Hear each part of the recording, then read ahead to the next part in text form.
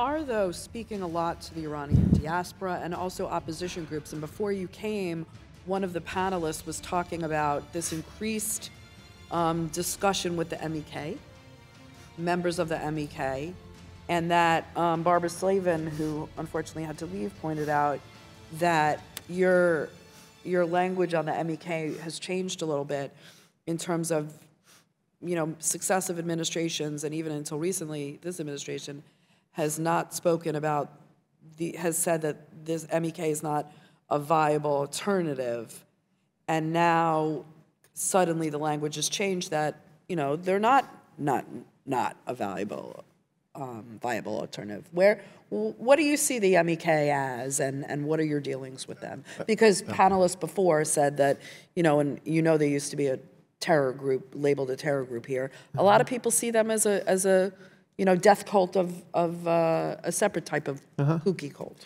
I'm not familiar who said that one quote you're talking about. I just haven't seen it.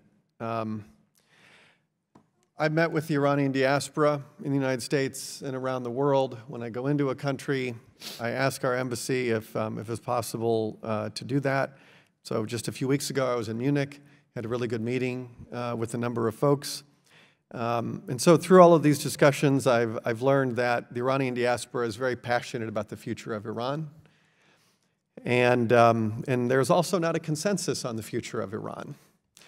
And so it is not for us to decide that future. It's up to the Iranian people.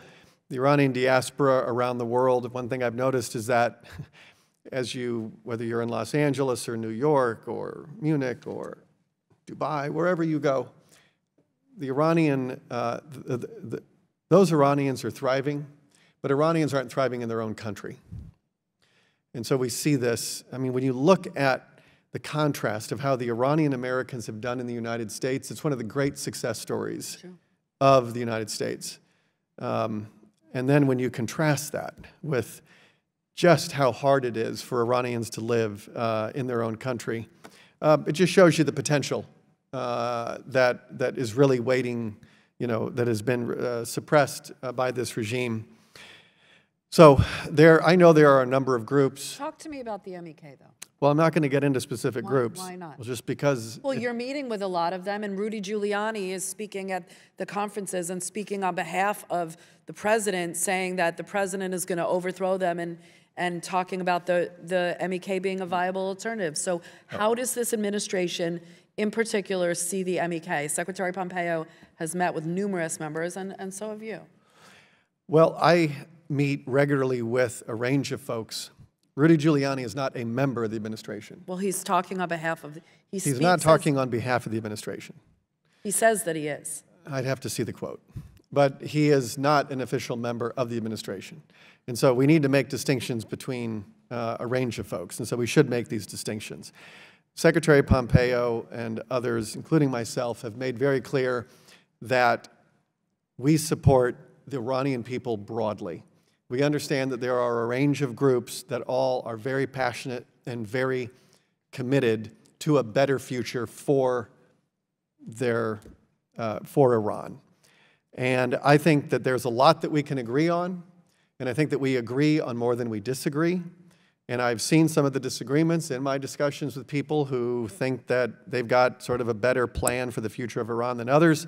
That's a healthy debate to have. It's not going to be something where we make the decisions for all the different people and groups and entities and individuals and organizations who all want a better future than what we have now. So I just want to be clear, because maybe people have been misrepresenting your relationship with them. You are saying that you do not see the MEK as the heir apparent. Well, I didn't say that. I'm not saying, I'm not giving you any specific views on any, I'm not anointing anybody. It's not our job, it's not our role to anoint anyone.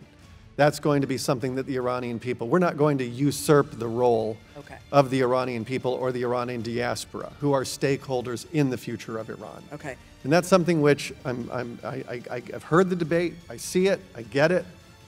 Happy to continue the conversation.